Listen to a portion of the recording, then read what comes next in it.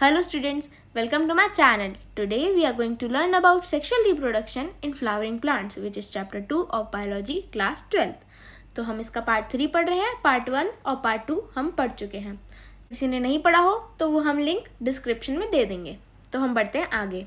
Structure of pollen grains. इस बार हम structure of pollen grains पढ़ेंगे. जो पोलन ग्रेन्स होते हैं ना, उसका हम एक तरीके से स्ट्रक्चर पढ़ेंगे. जो पोलन ग्रेन्स होते हैं वो स्फेरिकल शेप में होते हैं और वो माइक्रोस्कोप से देखे जाते हैं. उनका मेजरिंग जो होती है वो अबाउट 25 to 50 माइक्रोमीटर होती है. उनका जो एक तरीके से डायमीटर होता है. जो पोलन ग्रेन होते हैं वो प्लाज्मा मेम्ब्रेन, डेंस साइटोप्लाज्म और न्यूक्लियस कंटेन करके रखते हैं. ठीक है ना. अब जो पोलन ग्रेन है उसकी 2 लेयर होती हैं. ठीक है, एक होता है एक्साइन और एक होता है एंटाइन. अब जो एक्साइन होता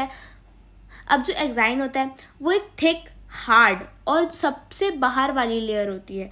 ठीक है, मतलब कि एक तरीके से मोटी लेयर होती है और बहुत ही हार्ड लेयर होती है. और जो एक्साइन है वो स्पोरोपोलिनिन से बनी होती है. अब हम सोचेंगे स्पोरोपोलिनिन क्या होता है, तो हम बढ़ते हैं आगे. देखो, स्पोरोपोलिनिन एक रेजिस्टेंट सब्सटेंस है जो कि मतलब नेचर में प्रेजेंट है.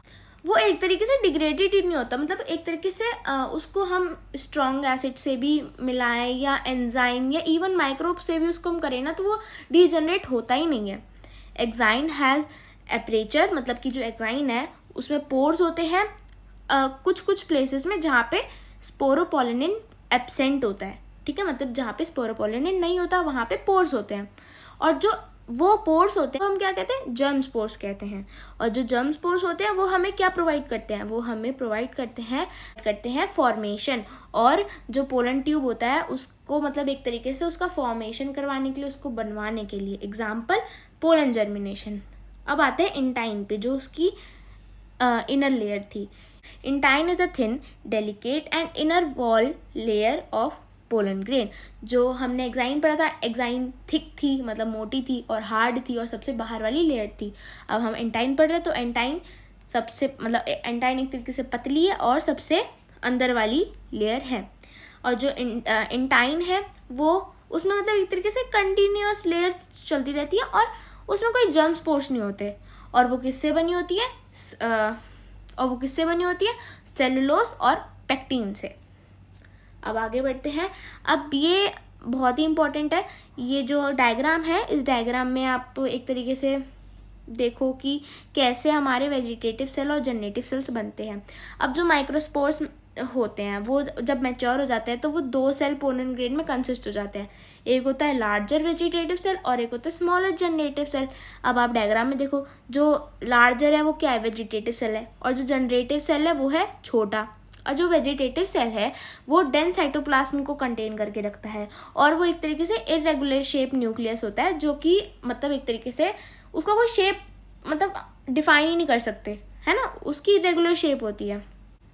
Generative cell. अब जो जनरेटिव सेल होती है वो स्पिंडल शेप होती है और वो फ्लोट्स करती है, मतलब एक तरीके से वो फ्लोट करती है साइटोप्लाज्म जो कि वेजिटेटिव सेल के अंदर होता है. ये समझ लो एक तरीके से 2 पार्ट्स में डिवाइड होता है जो रिलीज पोलन ग्रेन होता है.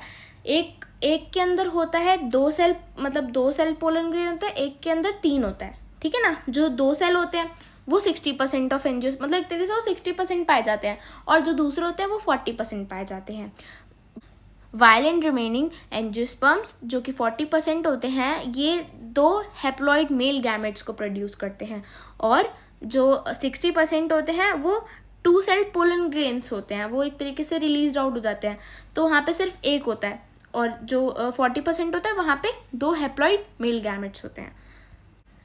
Now pollen grains become 3-celled consisting of 1 vegetative cell and 2 haploid male gametes. अब जब 3 सेल्ड होता है जिसमें पोलन ग्रेन 3 सेल के होते हैं, उसके अंदर क्या होता है, उसके अंदर एक वेजिटेटिव सेल होता है और 2 हैप्लॉइड मेल गैमेट सेल्स होते हैं. Such 3-celled pollen grains is regarded as male gametophyte as it consists male gametes. इन 3 सेल को मतलब ये जो 3 सेल पोलन ग्रेन होते हैं इसको हम क्या कहते हैं, इसको हम मेल गैमेटोफाइट करते हैं.